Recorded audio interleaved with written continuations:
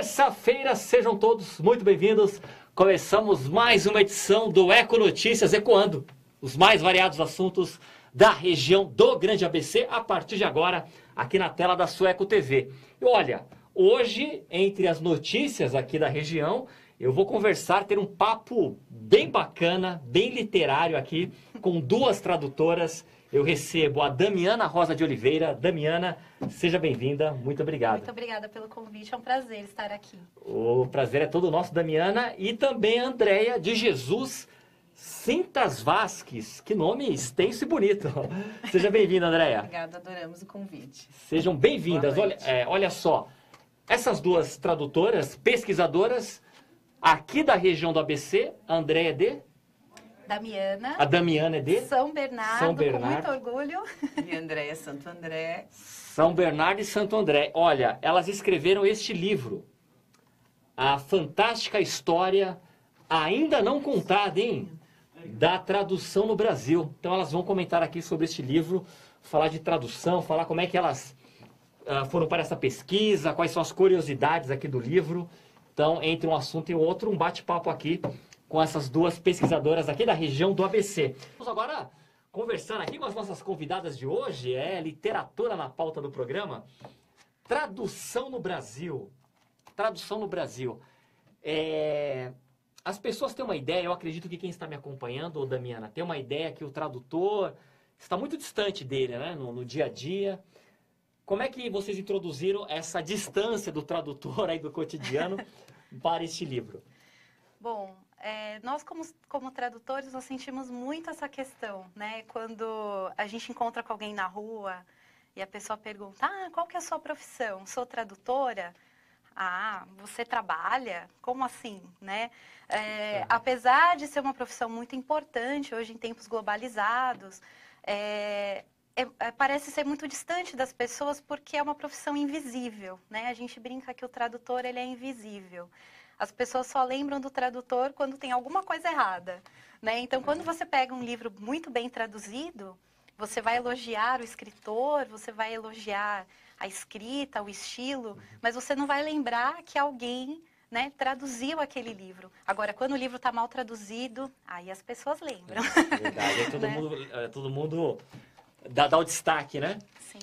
E você comentava comigo, eu até gostaria que você colocasse para o telespectador, você tem fez alguns trabalhos para a Netflix, não é? Séries da Netflix. Sim.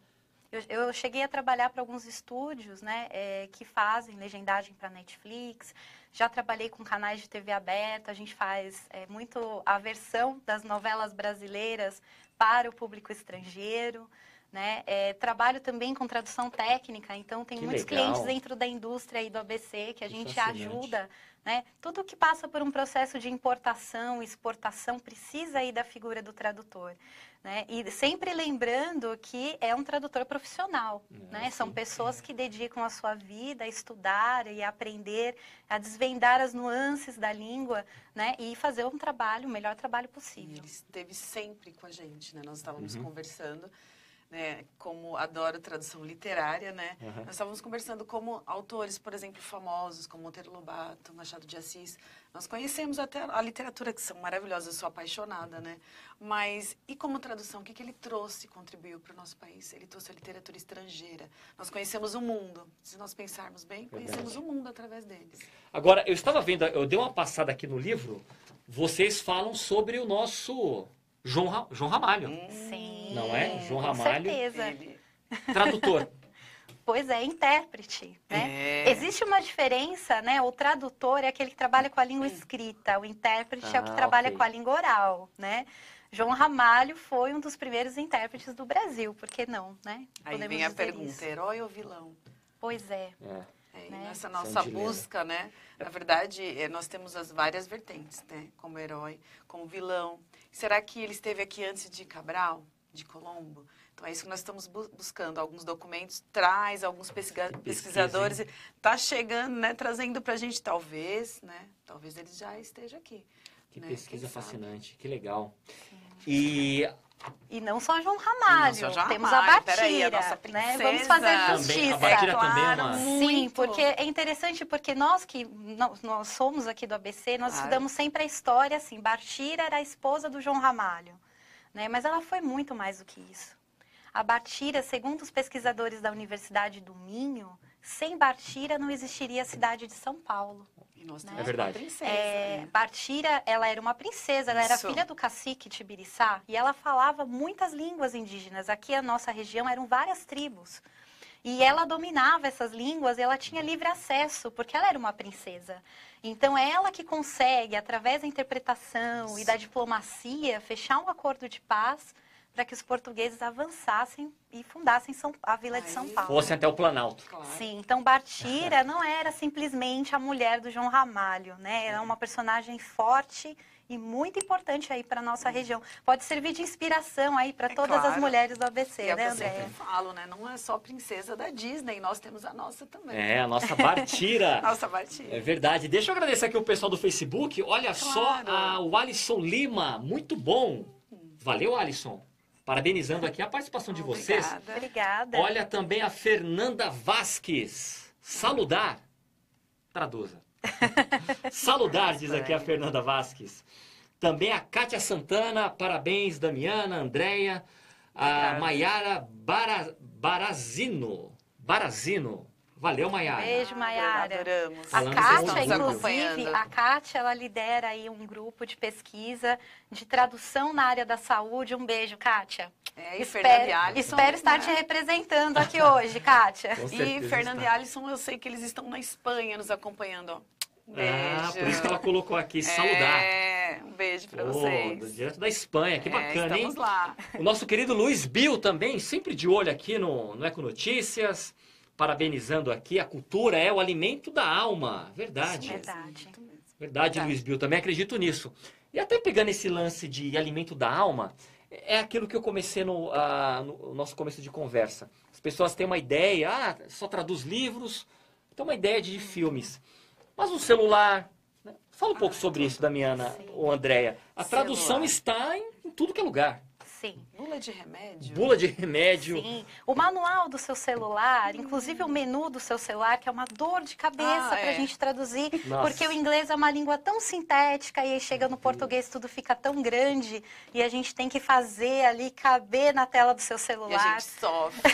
Sim, é sofrido. O trabalho do tradutor, ele é sofrido, É. porque a gente quer que a mensagem chegue íntegra e da melhor forma, E né? não é aquela tradução literal, né? Então a gente Nossa, tem imagina a que descobrir, trazer a dificuldade. cultura, Nossa. trazer o termo.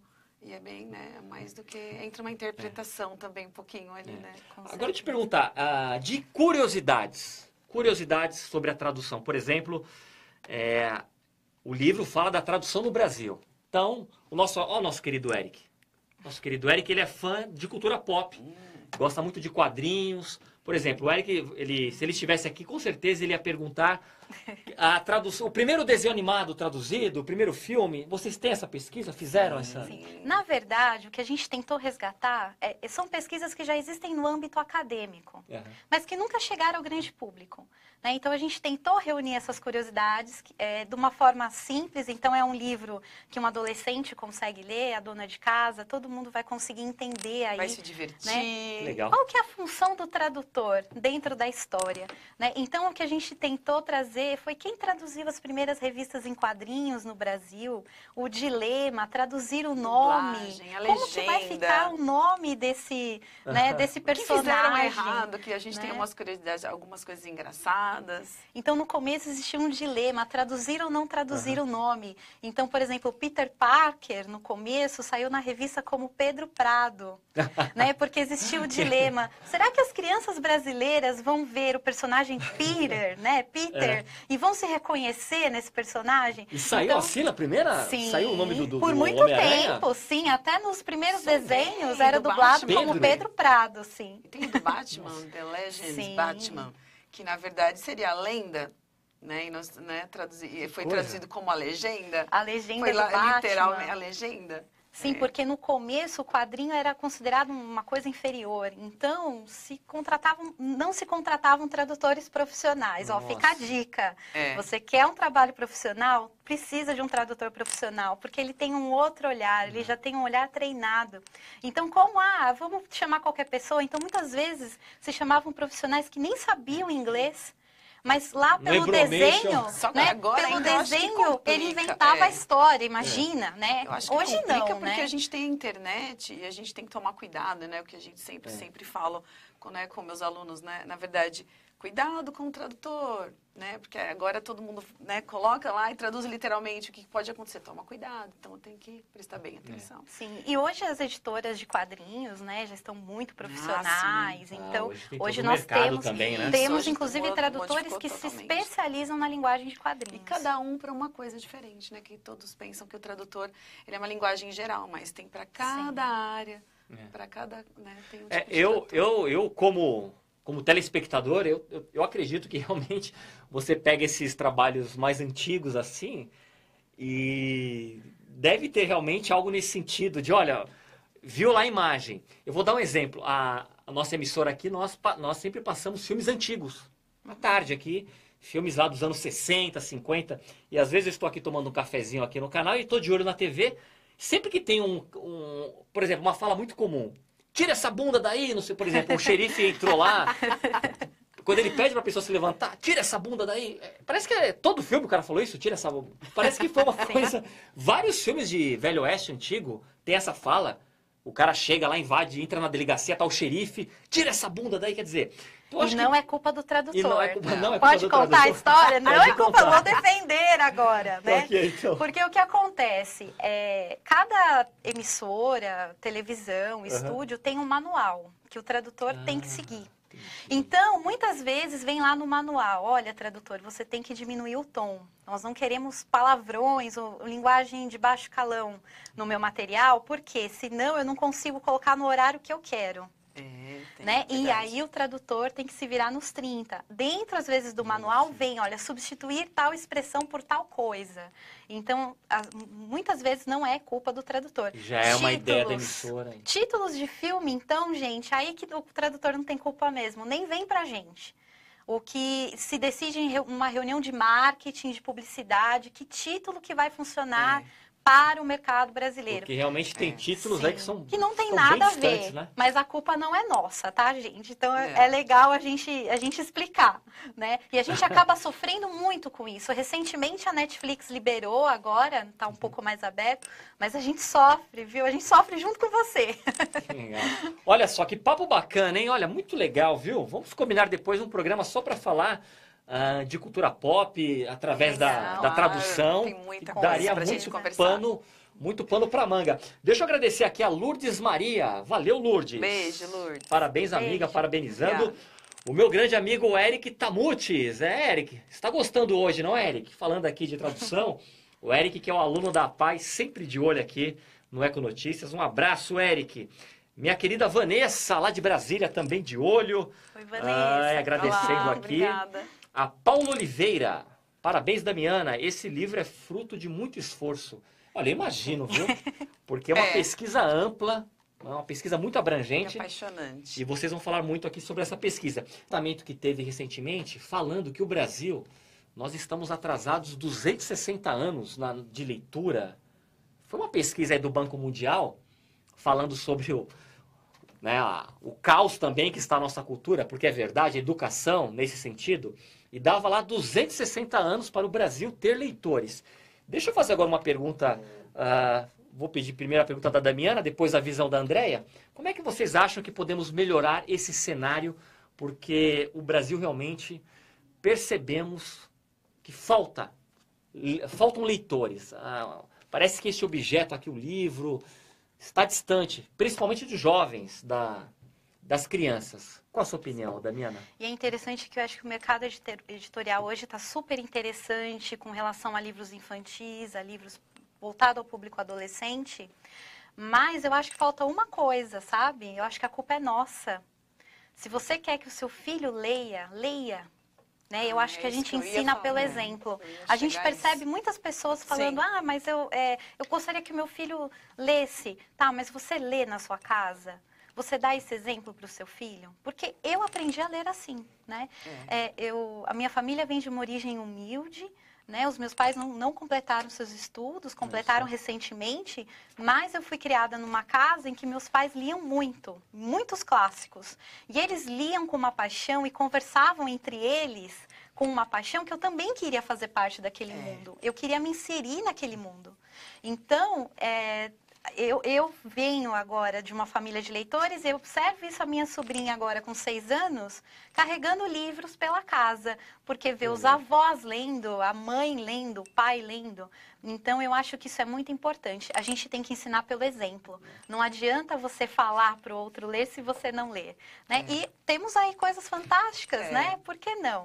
E eu vou até deixar uma questão, por exemplo, falando sobre esse incentivo, como é importante. Até minha avó está aqui, maravilhosa, 87 aninhos. E quando eu fui ao Rio de Janeiro, na Academia Brasileira de Letras, porque ela mora lá, ela quis ir comigo. Foi lá linda, maravilhosamente, me ajudou na pesquisa, se divertiu com as leituras. É o que nós estávamos conversando. Vem da família. Minha mãe, né, Sônia Cintas, professora, também uma pedagoga. E sempre, desde que eu me lembre, assim, as minhas primeiras leituras, lá, minha avó lendo. Olha que bacana. Isso é importante, a família. Incentivando. Eu acho que é um incentivo. Olha, eu preciso confessar que eu achei muito bacana a edição do livro, a capa. Eu achei muito legal. Esse foi um trabalho fantástico da editora capa... Transitiva, o editor, o Edmar Matos. Um beijão, Edmar. Olha, muito obrigada. Que confiou no nosso projeto. Muito. Né, e falou, vamos fazer. Nós conversamos com ele, ele falou, ele amou, né, o projeto e estamos aqui, né? E obrigada, Edmar, editora Transitiva. Edmar? Edmar. Parabéns para o Edmar. Ele acreditou mesmo. Engraçado que hoje eu até conversava sobre a questão de conceito até com a minha querida equipe aqui, com o Eric e com a Lili, e você percebe que ele foi muito detalhista, porque ele colocou primeiro a fonte remete àqueles livros antigos, né? Sim. Então, se fala vocês citaram Bartira, João Ramalho, e ele ainda colocou aqui meio que uma nau dentro de um espelho antigo. As ilustrações. E aqui é uma fita de cinema, quer dizer... todo o livro está aí. Você olha a capa do livro, você fala do que o livro... Você olha para a capa, você tem ideia do que o livro está falando. Esse trabalho de ilustração foi feito por um artista chamado Alexandre Barazino. Parabéns, Alexandre. Né, que é um artista plástico. Que inclusive é o meu marido. E ele ouviu toda a história, então, ele coitado, acompanhou a pesquisa. Ele fez parte da pesquisa. Ele participou de todo o processo. Facilitou, eu então. Eu e André deixamos ele louco, né? E aí ele isso. fez todo o projeto de ilustração, porque a gente legal. quis tornar o livro atrativo Isso mesmo, né? E delicioso. Então ele tem ilustrações aí em cada capítulo. Né? Então, olha, realmente a capa está linda, viu? Nossa, já estamos chegando na metade do programa. Aí não vale, hein? Deixa eu agradecer aqui a Rosana Estrela, ansiosa pelo lançamento. Beijo. Beijo, linda. Rosana. E quando é o lançamento? Aproveitando a intervenção da... 5 de maio. 5 de maio, que está chegando. O lançamento vai ser lá na Livraria Martins Fontes, na Avenida Paulista. Nossa, que legal. Metrô Brigadeiro. Estão todos convidados, vai ser um vai ser sábado, muito legal. 15 horas da tarde. Eu estarei lá. Eu vou. Que olha, feliz. Todo mundo do ABC, a gente quer assim, compartilhar essa emoção com todos. E com um detalhe importante, viu? O vinho do lançamento vai ser da Casa Rocco. Então o vinho vai ser São Bernardense, pessoal. Olha. Que o ABC está em todas. Agradecer meus mestres, né? Tenho que agradecer meus mestres que me acompanham desde a universidade. Flávio Botton, Sérgio Cinca também, que trouxe aqui também uma matéria para a revista Conexão Literatura, que nós estamos muito felizes. Né? A gente encontrou professores, né, nossos mestres, e que estão aqui com a gente também. Muito feliz. Um agradecimento muito especial ao professor Dr. José Marques de Mello, a professora doutora Maria Cristina Gobi. Agradecemos também. Inclusive fizeram um texto de apresentação do livro, né, porque eu fui assistente do professor Marques por muitos anos, aprendi muito com ele, né? Tanto coisas da área da comunicação que hoje me servem para adaptar para o público em geral, às vezes a linguagem, né? E também o amor à pesquisa. Então eu sou muito grata a vocês. E esse livro aí né? É uma sementinha que vocês plantaram lá atrás, Isso. que agora nasceu, Tá vendo? né? Meninas, que bacana, olha, sensacional, viu? E a ideia do lançamento na a Martins Fontes, aquela livraria da Martins Fontes ali na Paulista É apaixonante. Porque assim, ela não. Ela é aconchegante, né? Sim. Tem até aquela escadinha no fundo, que você sobe ali no teu mezanino, é muito É legal. muito bom. Sim, nós temos que É muito levar legal. também as coisas do ABC para fora do ABC. É. Isso, Nós claro. temos Verdade. coisas maravilhosas aqui, né? Então nós temos que Pesquisadores contar aí maravilhosos. para o mundo as coisas boas que Vamos nós contar fazemos, a história né? agora. Vamos contar. E olha, como diz aqui o Edson Muniz, o pessoal do Facebook aqui se manifestando. Obrigado, viu? Que legal. Que legal ver a Obrigada. participação. Ler é contagiante cultural. É É uma verdade. delícia. Vamos nos contagiar mais aí pela cultura, pela leitura.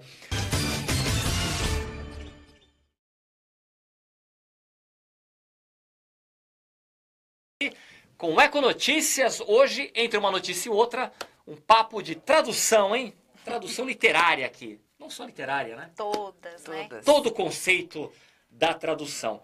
Então, aí notícias de Santo André. A Damiana nasceu em São Bernardo? São bernardense. Opa. Batateira. Ceboleira aqui. Qual Terra de Bartira, porque dizem que a tribo original ficava ali na Vila Euclides, né? Ah, Então, que legal. Tem essa informação?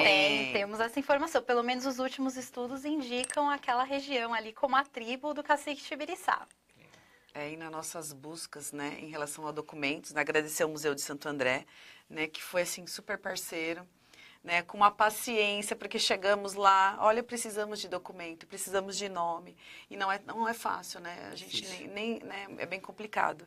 E, né, aqueles livros gigantes, e lá nós consultamos todos os empregados de Santo André, quem assinava os documentos, né, aí vinha aquele resgate, quem é que assinava, era filho de quem, né, para a gente tentar Quem fazia chegar... essas traduções? Nossa. As Quem empresas eram fazia? estrangeiras, né? Então, quem fazia?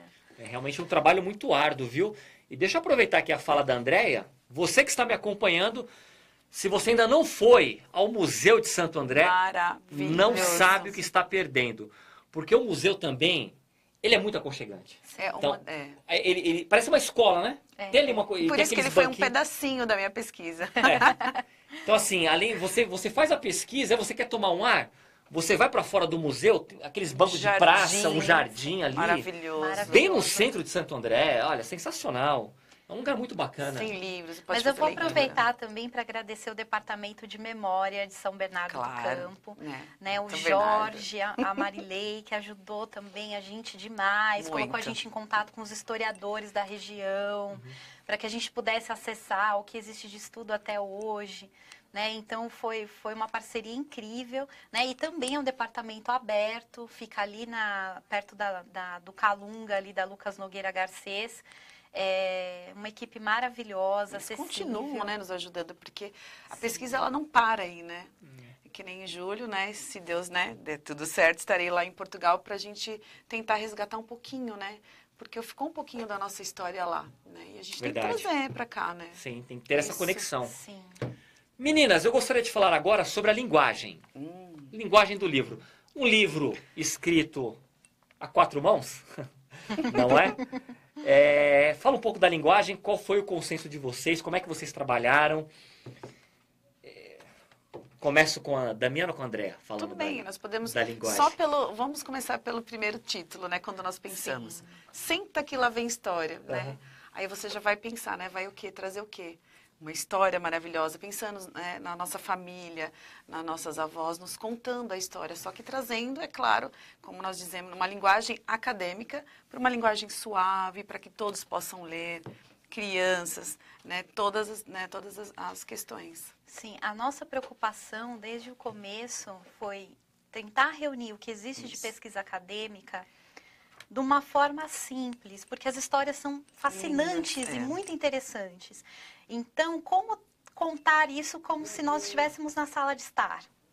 Então, tentamos traduzir isso para uma linguagem gostosa, até divertida, porque tem histórias divertidas aí Tem nesse alguns livro. títulos, pode falar também alguns títulos, pecado. Então, por exemplo, as histórias das nossas primeiras intérpretes indígenas, a gente quis fazer uma brincadeirinha, porque são histórias de novela. né? Então, por exemplo, a história do João Ramalho e da Bartira, a gente chamou ali no livro de Pecado Capital, Isso. né? Porque João Ramalho era casado em Portugal. É E tinha verdade. E aqui esposa foi- aqui. Como, né? E várias esposas aqui. Várias, Muitas muitos esposas filhos. aqui, né? E inclusive é interessante porque um dos muitos filhos de João Ramalho, né, o André Ramalho, ele também era intérprete. E era o intérprete favorito do Padre Manuel da Nóbrega. Então, Nossa, quando que ele interessante. fazia as incursões dele pelo interior do estado, ele fazia questão que o André Ramalho fosse com ele. Né? Que é muito Olha, interessante. que Filho de bacana. peixe, peixe Aí é, a gente né? encontra um relato de Frei Gaspar, por exemplo, dizendo que estava presente no dia do testamento do João Ramalho, né, que estava, né, fazendo o escrivão. E o João Ramalho diz que há 90 anos ele já estava aqui no Brasil. Isso em 3 de maio de 1580. Aí se você fazer o cálculo, e agora? Será que ele realmente estava aqui antes de Cabral e Colombo? João Ramalho estava aqui antes de 1500, Será? né? Olha só. Tem essa, ele... Aliás, não só... Tivemos o Barão da Cananéia, pegando o Brasil, o próprio Caramuru, né? Sim, Também já indo está pra lá. Bahia. Também está lá. A verdade é que a nossa a história do Brasil tem figuras bem enigmáticas, né? Sim. Bem enigmáticas e que foram figuras chaves na fundação do Brasil. Porque eles já estavam aqui, né? E uma coisa que nós percebemos é que a história ela é contada a partir de homens. Então, por exemplo, Sim. você menciona o Caramuru, mas ele tinha uma esposa, né? Catarina Paraguaçu não foi simplesmente esposa do Caramuru, Isso. né? Ela foi a primeira brasileira a ir para a Europa. Ela era uma líder, era uma intérprete, era uma diplomata. Essas índias eram maravilhosas. Uma das filhas dela foi a primeira brasileira alfabetizada, que ela fez questão que a filha dela fosse alfabetizada. Isso mesmo. Então, quer dizer, essas mulheres também foram importantes e atuantes dentro da história. Não né? só a esposa, né? Sim, e temos também, por exemplo, a Damiana da Cunha. Damiana, né? essa Olha foi a que briga. Eu falei, interessante. não acredito que você encontrou, né, uma maravilhosa índia com o seu nome. Pois é, Não lá de vale Goiás, né? Que a Damiana ela é considerada a primeira tradutora profissional. Não tem porque Andréia, mas ela tem cobrava, Damiana. Ela foi a que Ela cobrava. cobrava as traduções. E o que ela ganhava com as traduções, ela comprava terras. E ela colocava os índios da tribo dela para morar nessas terras. Nossa, que história. Então, Tem chegam os muito. bandeirantes, ó, aqui você não pode entrar, que essa terra aqui é minha. Legal. Então, ela salvou muita gente com a tradução. Olha que interessante. Olha, o livro realmente é muito interessante. Eu vou até parar porque assim, você dá uma passada aqui, você vê aqui, a tradução os primeiros tradutores do japonês. Sim. Quer dizer, o que tem de curiosidade Tem nesse bastante. livro? Então eu vou até deixar de lado aqui. Eu vou acabar me perdendo aqui porque ele, olha, realmente é um livro instigante aí para uma leitura. Muito legal, viu? Que bacana. Vou voltar agora aqui para o nosso bate-papo. Sem notícias mais, hein? Vamos só falar agora, terminar aqui no ritmo de entrevista. E olha, deixa eu colocar aqui, teve uma pergunta do Edson Muniz. Valeu, Edson. Olha aqui. Pergunta para as meninas se já aconteceu de, ao traduzir um documento, ficou algo para trás depois de publicado. Já teve este? Jamais. Não tem. Documentos são tradutores especializados em tradução de documentos, que nós chamamos de tradutores juramentados. Esse tradutor ele tem que prestar um concurso público na Associação Comercial do Estado em que ele mora, provar aí o seu conhecimento, a sua formação para isso, e aí ele ganha o direito de fazer traduções de documentos.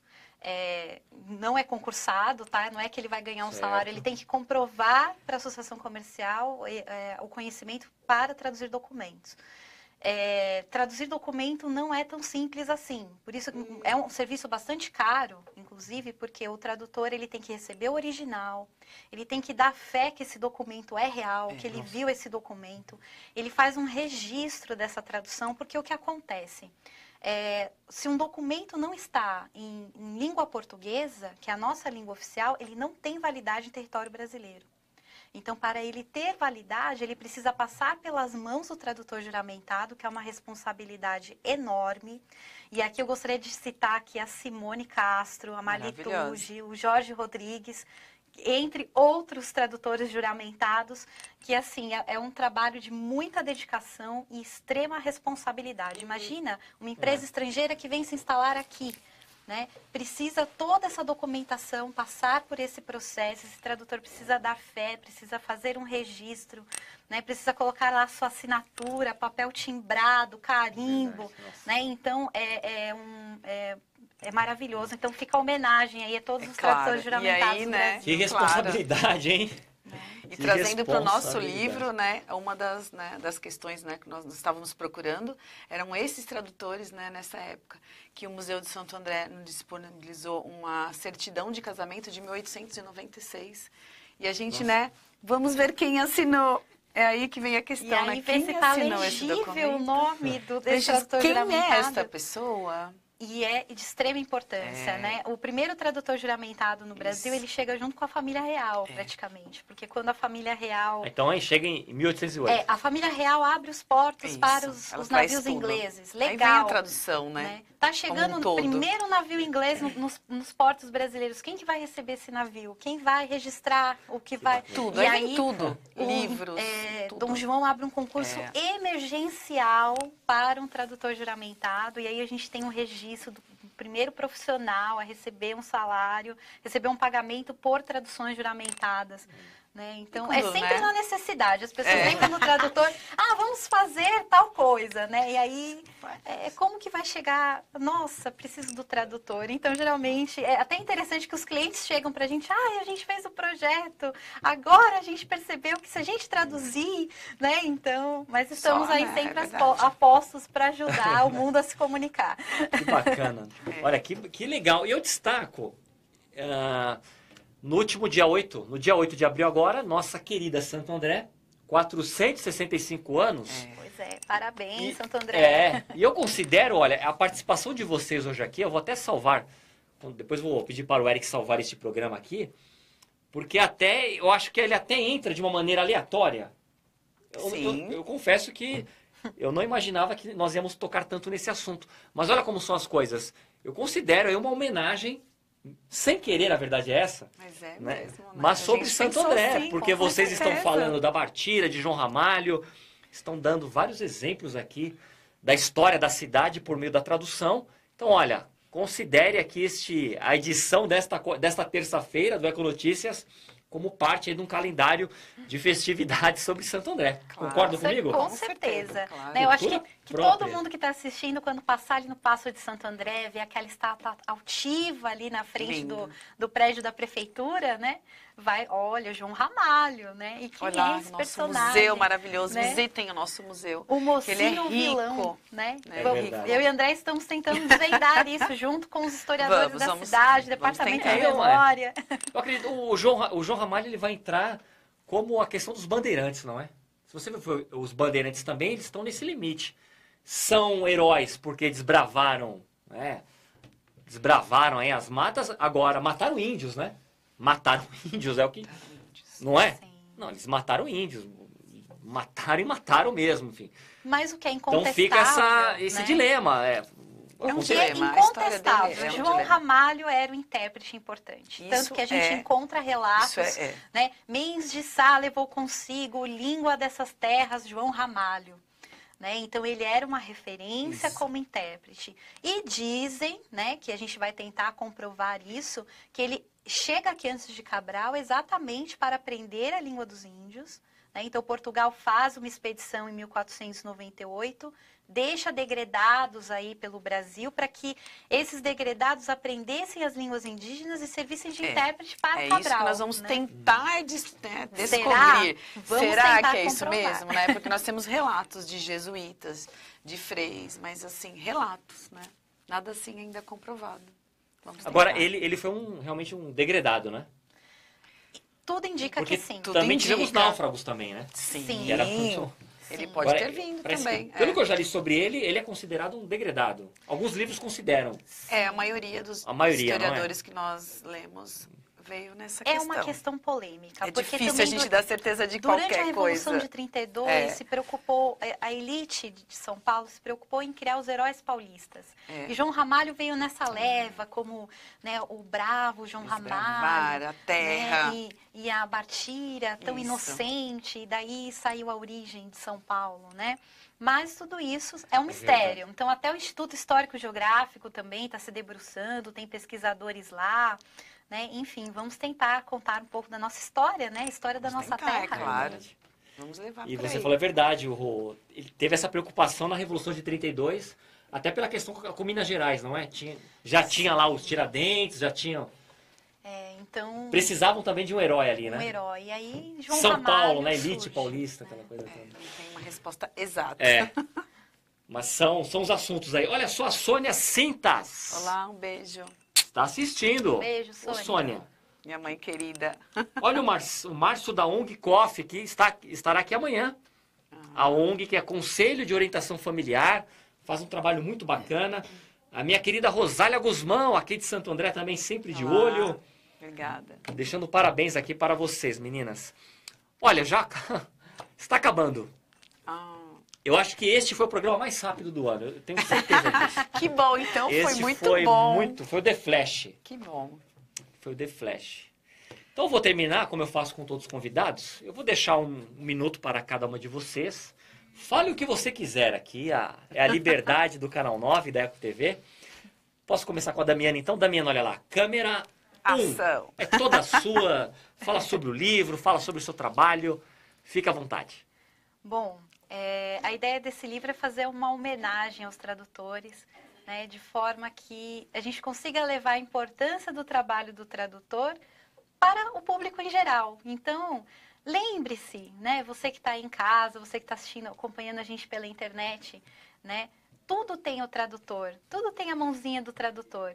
Né? Então, ele é importante, ele faz parte da sua vida. Ele está lá na bula do seu remédio, né? Ele está no projeto, às vezes, de construção do seu prédio, né? No projeto de construção, uma obra pública. Muitas vezes, às vezes, os projetos vêm de fora, são feitos por empresas estrangeiras, né? Nos documentos, no seu videogame, né? Então, ninguém nunca pensa nisso, mas tem o tradutor lá, que lá o seu joguinho de carro, ele fez a adaptação das placas para o Código Brasileiro de Trânsito, né? Que ele fez a dublagem ali, tá nas suas séries favoritas, nos seus livros favoritos. Então, ele é um profissional muito importante.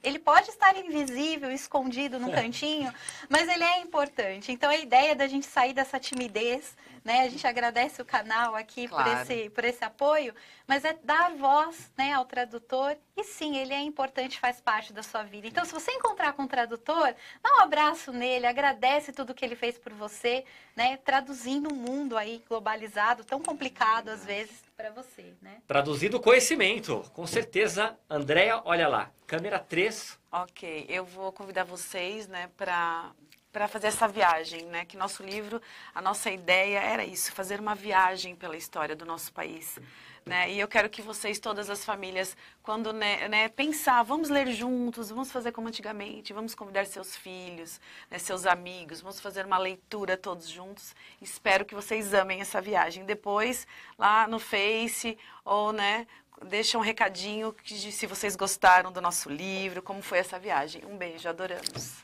Eu adorei, viu? Olha, muito obrigado. Foi muito legal. Que bom. Eu não queria terminar, mas olha lá, eles me dando tchau. Não. Ficaria mais uma hora aqui. Brincadeira, daqui a pouco, às 8 horas, Teu na Lata com o meu amigo Carlos Rogério. Deixar um abraço também para o meu amigo jornalista lá de São Caetano, Humberto Pastore. Humberto, aquele abraço, muito obrigada, que é o nosso conhecido. Humberto. Um abraço. Nosso querido Pastore. E você me acompanha, por favor, amanhã às 18h30 aqui no Eco Notícias. Aquele abraço. Valeu.